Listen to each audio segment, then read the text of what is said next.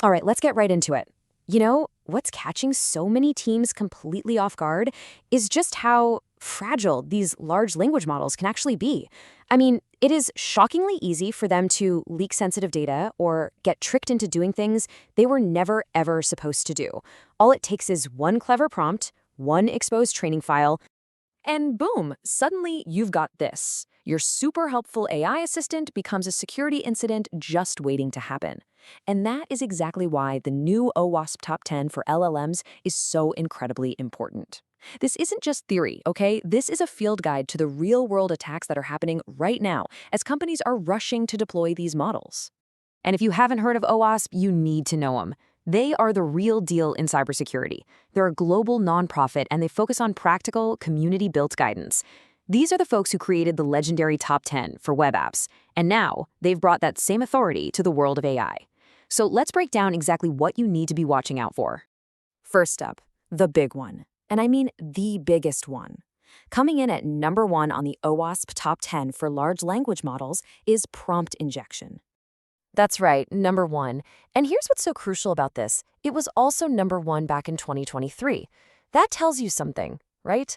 It means that despite all the amazing progress in AI, this vulnerability is still the single biggest, most stubborn threat out there. It is a really, really tough problem to solve. So, what is prompt injection? Well, the core idea is pretty simple. You're tricking an LLM. You're convincing it to completely ignore its original system prompt, its core set of rules, and instead follow new malicious instructions. The fundamental weakness here is that to an LLM, everything is just text. It literally can't tell the difference between a developer's trusted instructions and a user's malicious input, because to the model, it all just looks the same. And this attack comes in two main flavors. First, you've got direct injection. That's where an attacker just straight up types in a malicious command. But then you've got the sneakier one, indirect injection. This is where a totally normal user asks the LLM to do something innocent, like, say, summarize a web page. The problem is a malicious prompt is secretly hidden inside that web page, like a digital Trojan horse, just waiting for the LLM to read it.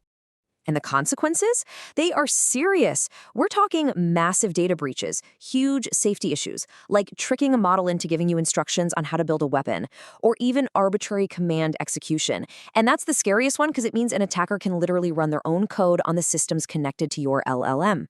Attackers are also getting really creative, using things like poetry or even Morse code to sneak past the safety filters. So how in the world do we defend against this? Well, first, you've got to secure your system prompts. Make those initial instructions as rock solid as possible. Second, you need to use something like an AI firewall to actually look at the prompts going in and the data coming out. And third, you have to pen test your system. You have to actively try to break it to find the weak spots before the bad guys do. Okay, let's move on to our second vulnerability, which builds on this whole idea: sensitive information disclosure, or what pretty much everyone just calls data leaks. Now this one is a rising star in the absolute worst way possible. It jumped 4 spots from the 2023 list.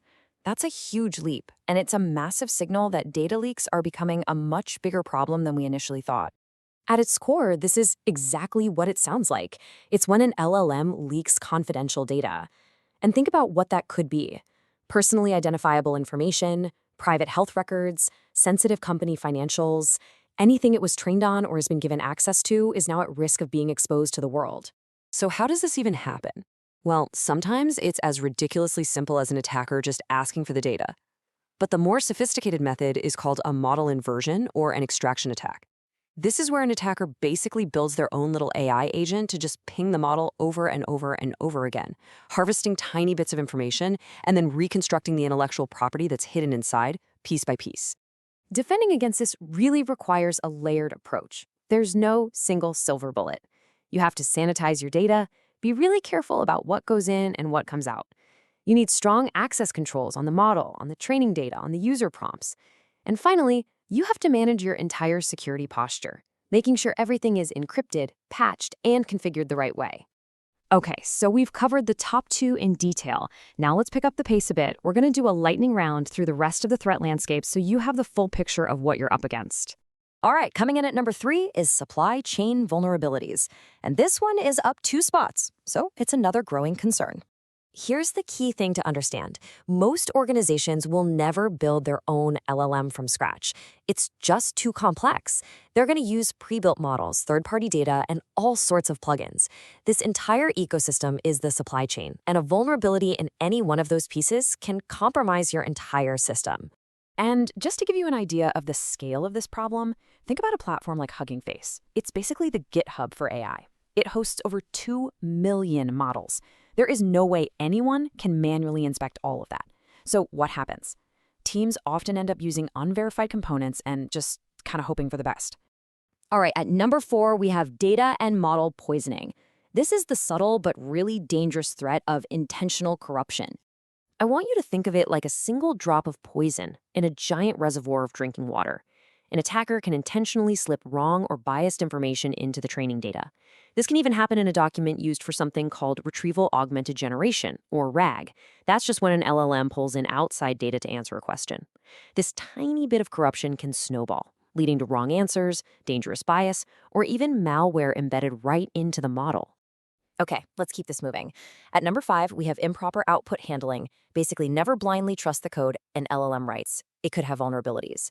Number 6 is excessive agency. This is all about giving the LLM way too much power to interact with other systems. Number 7, system prompt leakage, is when the model spills its own secrets, like API keys.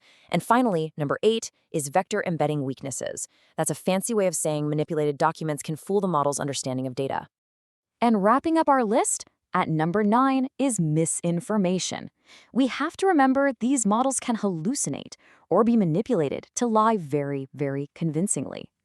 And finally, number 10, unbounded consumption. Think of this as a denial of service attack, or as some people are now calling it, a denial of wallet attack. An attacker can flood your system with super complex requests, racking up huge cloud bills and knocking it offline. So there you have it, the full OWASP top 10.